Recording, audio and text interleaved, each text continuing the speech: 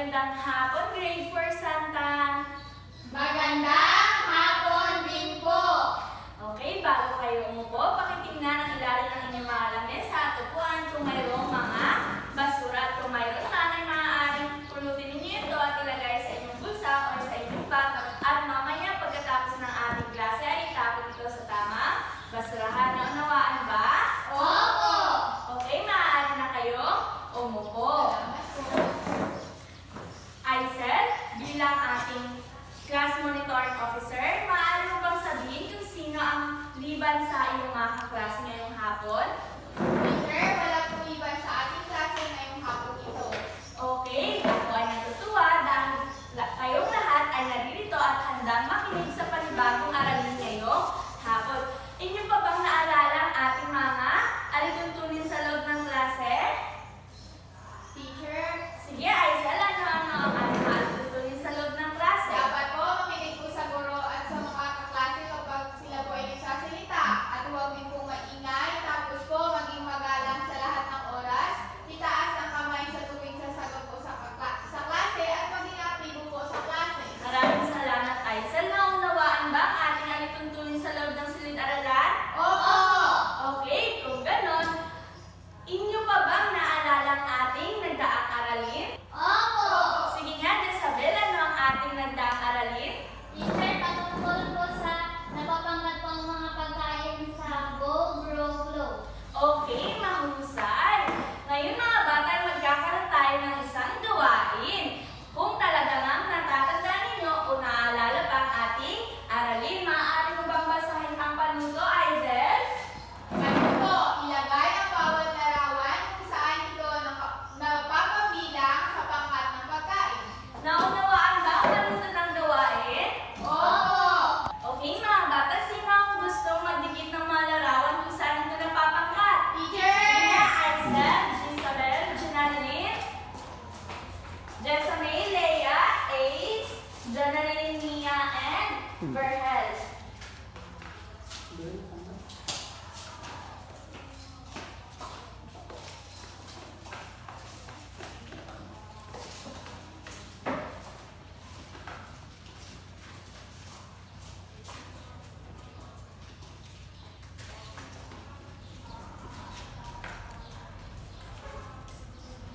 Ang saya.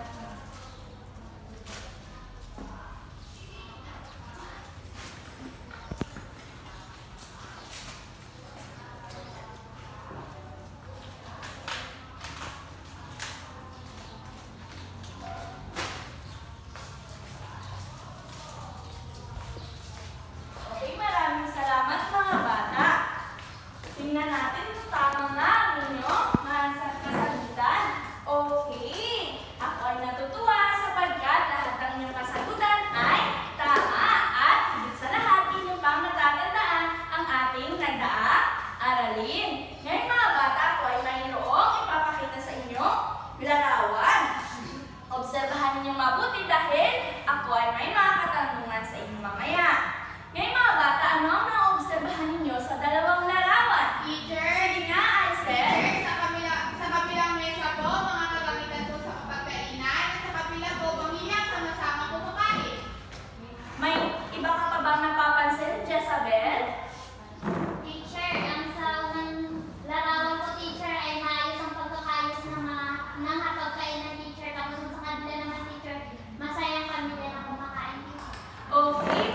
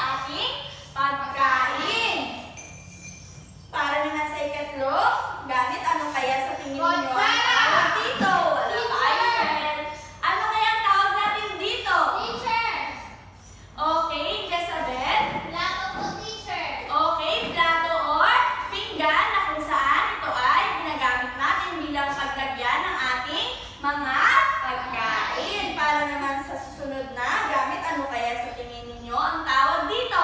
Kutsara po. Okay, ito ay kutsara. Ito ay ginagamit din natin sa pagkain.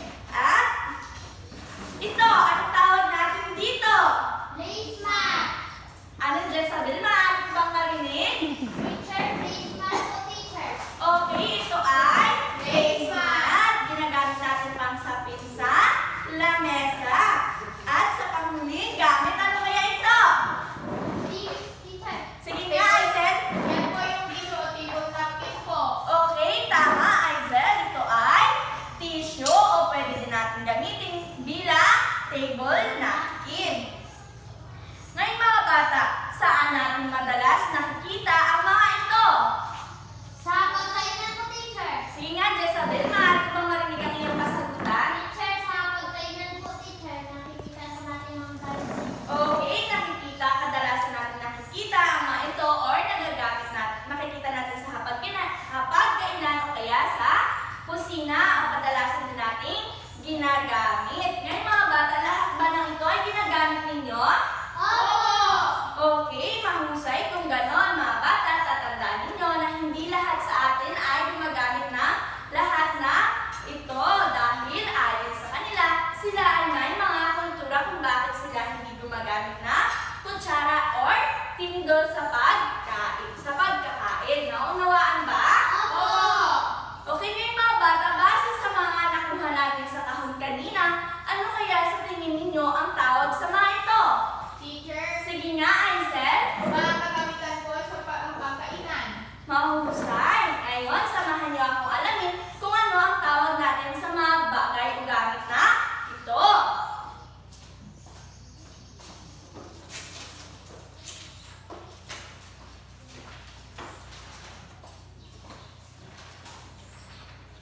Mga bata, ang tawag natin sa mga gamit na ito na nandito sa lamesa ay tinatawag nating kobyertos. Ngayon ay sa maaari mo bang sabihin kung ano ang kobyertos? Ang kubiertos ay mga gamit sa pagkain tulad ng kutsara at tinidor. Sa paghahanda ng pagkainan, hindi lamang tinitinidor at kutsara ang inihanda, kasama rito ang plato, pinggan, baso at servelyeta. Mga bata, kung hindi kayo pamilyar sa servelyeta, ito ay tinatawag nating table napkin na gawa sa tela. Kaya mga bata, tayo ay may dalawang uri ng table napkin na pwedeng gamitin sa pagkainan. Maaari tayong gumamit na table napkin na gawa sa tissue o di kaya table napkin na gawa sa tela o tinatawag nating servelyeta. Ngayon mga bata, sa tingin ninyo, mahalaga kaya na sama-sama kayo kumakain sa pagkainan ng inyong pamilya? Opo. Teacher. Bakit kaya sa tingin mo mahalaga, Jezabel? Teacher, upang masaya po kumain at magana po kumain, teacher. Okay, mahusay at tamang iyong sagot, Jezabel. Napakahalaga ang oras na tayo ay magkakasama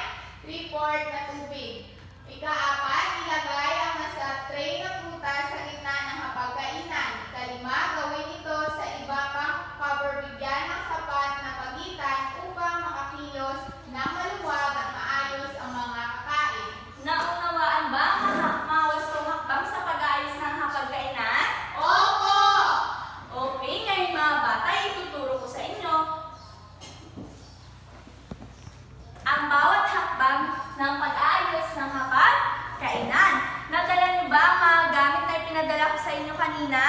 Opo!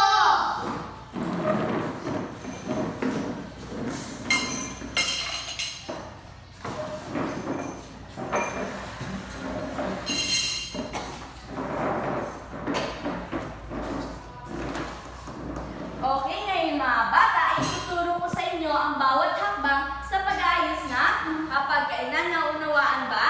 Opo! Ang gagawin niyo lamang ay susundan niyo lamang ako kung ano ang aking ginagawa. Kaya, dapat makinig kayo.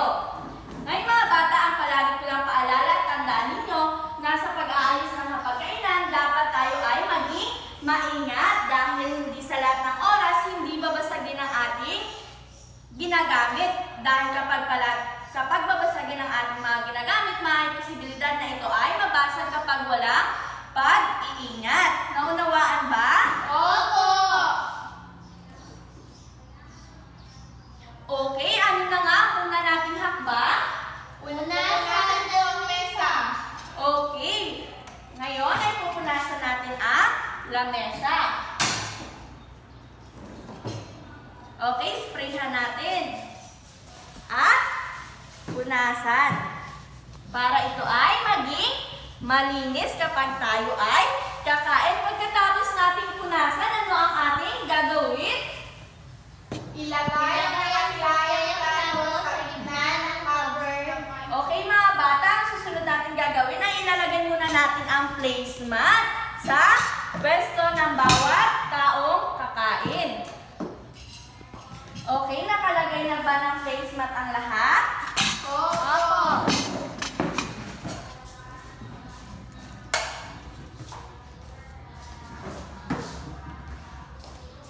Okay, ngayon naman mga bata para sa ikatlong hakbang. Mga bata, mayroon tayong dapat tandaan sa bawat hakbang. Aisel, maaari mo bang basahin ang tatandaan natin sa unang hakbang?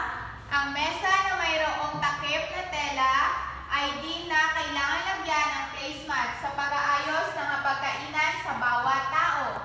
Okay, Dapat po, one cover lang po, teacher. okay mga bata, sa tingin ninyo, dapat ba natin lagyan ang mesa nito ng placemat? Opo!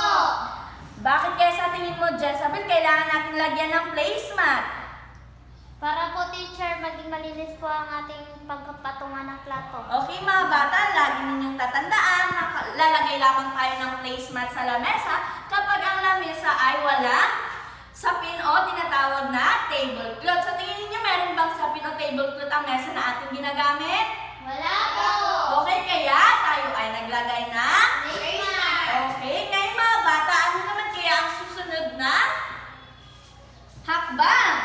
Ilagay ang nakatiyayang plato sa gitna ng cover na may pagbilang isang pulgada mula sa harapang gilid ng lamesa.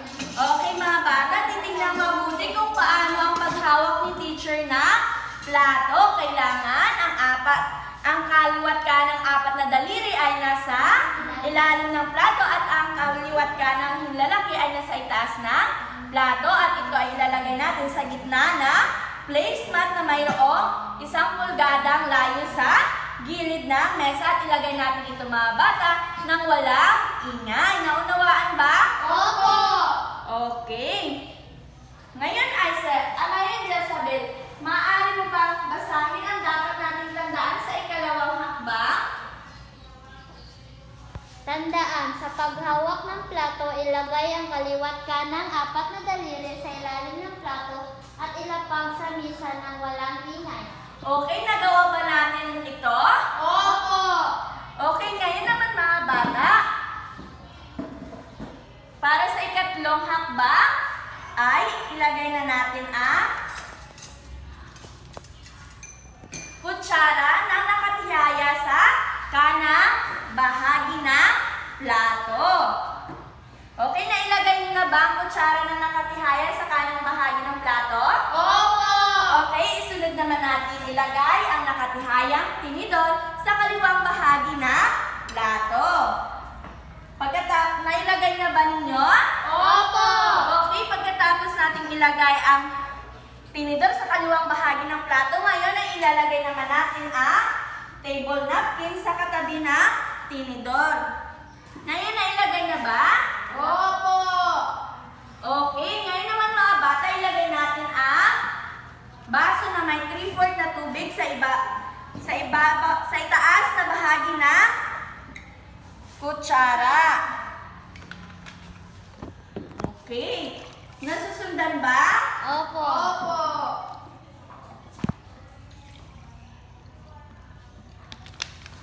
Okay, para naman sa ika-4 na, ay ang dapat naman natin tandaan sa ikatlong hakbang. Maaari mo bang basahin, Aisel? Ang lahat ay dapat nakahilera ng may layong 1 pulgada mula sa ulo ng mesa. Okay, lahat ba ng kutsara, tinidor, plato at table napkin ay nakahilira ng pare-pareho? Opo! Okay, Aisel, laging i-check na dapat magkapantay sila ng okay, nasunod naman ninyo. Ngayon ay magpatuloy tayo sa ika-4 na hakbang. Ngayon mga bata ay maglalagay tayo ng centerpiece sa gitna o tinatawag natin ito, maantay maglagay ng prutas na may lagyanan na nakalagay sa lagyanan o di kaya'y florera.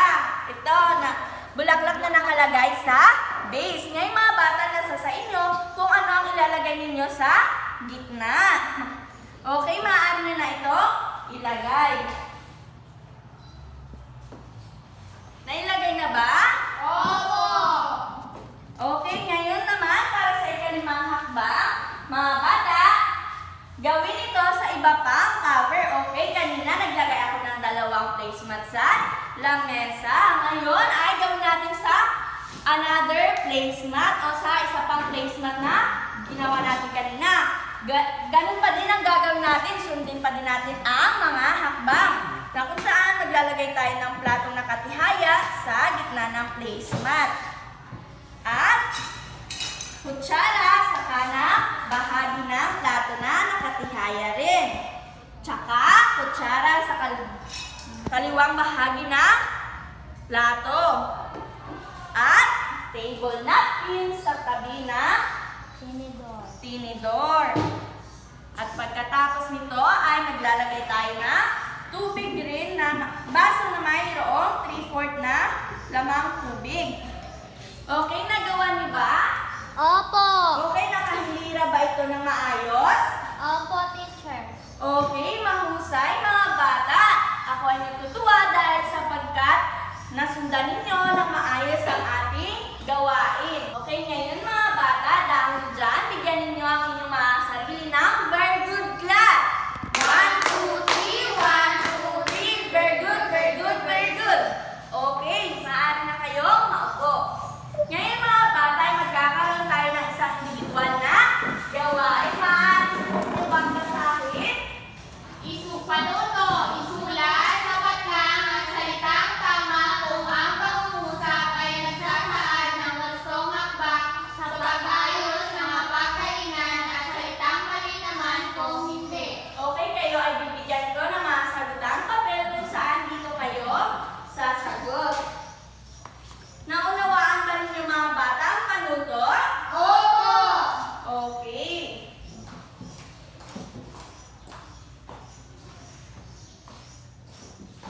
Ngayon mga bata, lahat ba ay mayroon ng sagutang papel? Opo! Okay, bibigyan ko lamang kayo ng 3 minuto sa pagsasagot.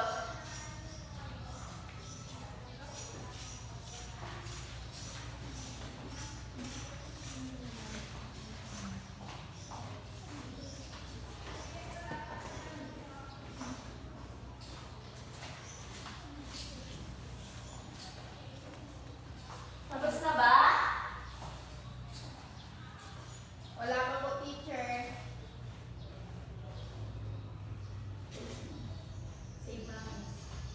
Tapos na ba ang lahat? Opo! Okay, ngayon ay sasagutan natin ang inyong gawain. Sino ang gustong sumagot sa una? Si Aisel, ika-2, Isabel, ika-3, Ace, ika-4, Leia, ika-5, Jonalyn.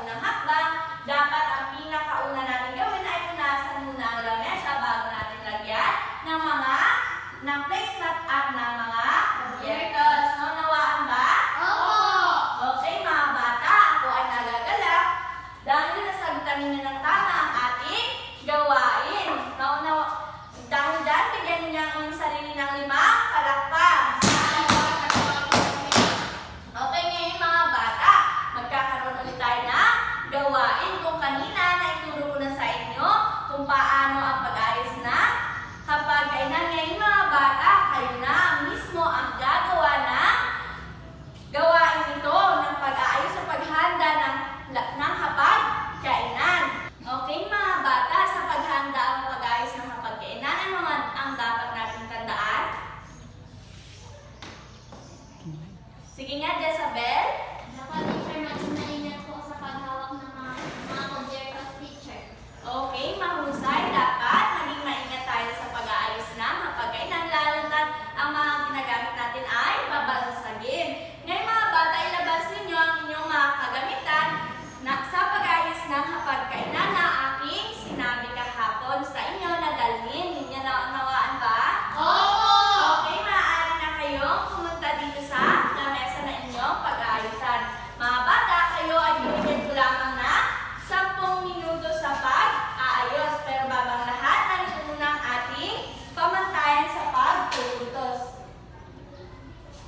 Maaari mo bang basahin, Aizel? Pamantayan sa pagpupuntos. Una, na ipapakita ang gustong hakbang sa pag-aayos ng mga kubyertos sa pagkainan sa puntos. Nagagawa ng tama ang hakbang sa pag-aayos ng mga kubyertos sa pagkainan, 25 puntos. Nagagamit ang mga kagamitan sa pag-aayos ng mga pagkainan ng gusto at may pag-iingat, 15 puntos. Na isa sa ayos ng mga kubyertos sa pagkainan sa pamamagitan ng pagsunod ng mga dapat tandaan sa puntos. Natapos ang gawain ng mas maaga sa puntos, na may kabuuang 70 puntos. Okay, naunawaan ba ang pamantayan sa pagpupuntos? Okay, mga bata, may pinakamabilis o may pinakamaagang natapos sa pag-ayos ng mesa o ng hapagkainan ay mayroong reward sa akin mamaya. Naunawaan ba? Okay, taas ang 2 kamay. Sa pagbilang ko ng 3, kayo ay magsisimula na. 1, 2, 3.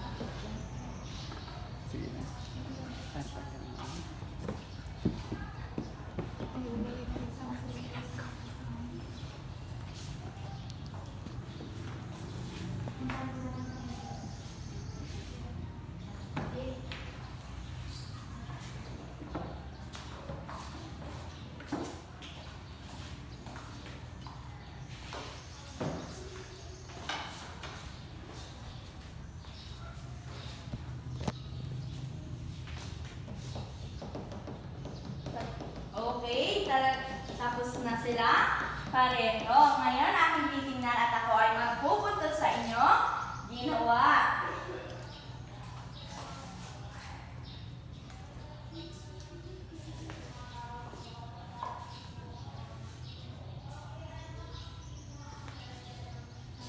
Okay.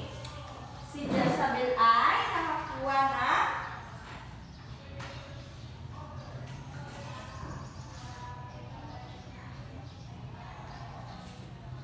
nakakuha na 68 puntos dahil siya ay mas huling natapos kaysa kay Aizel. Ngayon, tingnan natin kung ilan ang magiging puntos ni Aizel.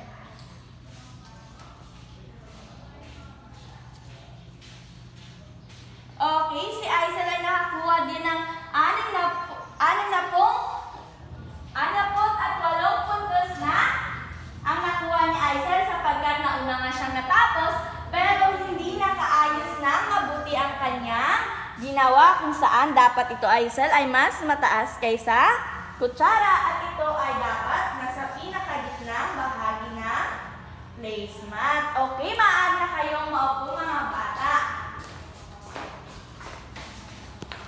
Ngayon mga bata,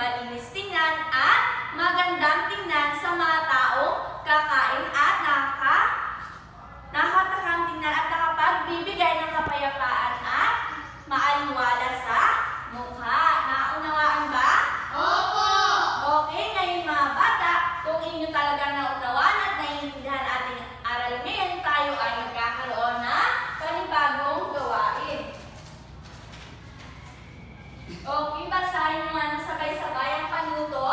Panuto, unan ang 3, 2, 1 chart ng inyong mga natutunan tungkol sa mga pinag-aralan ng mga aralin. Isulat ang iyong sagot sa hiwalay na sagutang papel. Okay, kayo ay bibigyan ko na sagutang papel sa paggawa ng gawain ito.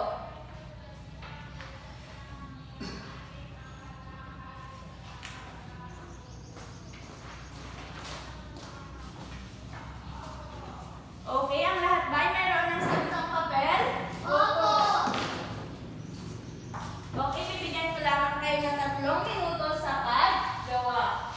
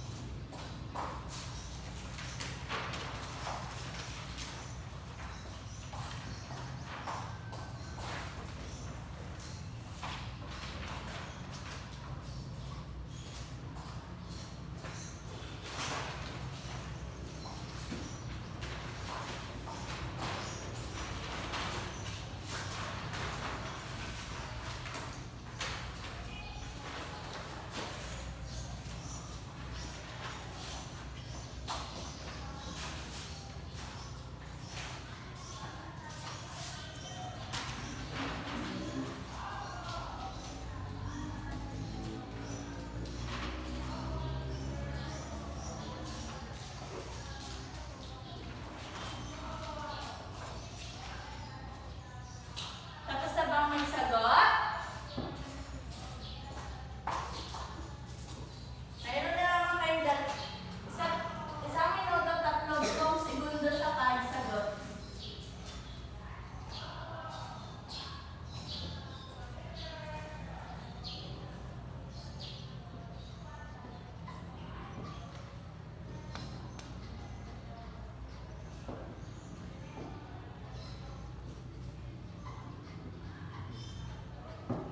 Okay, tapos na.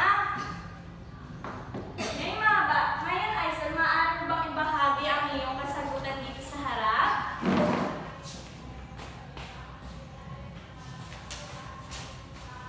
Ang una po, ang natutunan ko sa hapong ito ay patungkol po sa wastong paraan ng pag-aayos ng kubyerto sa pagkainan. Ang bagay na nakapukaw sa aking interes ay yung paghahanda ng mga kubyertos na kinakailangan palang maging maayos para kaaya-aya kong tingnan. Kailangan ko pong matutunan ang tama at gustong hakbang sa pag-aayos ng mga kubyertos po. Okay, maraming salamat, Aisel. Jezabel, maaari mo bang ibahagi rin ang iyong sagot dito sa harap?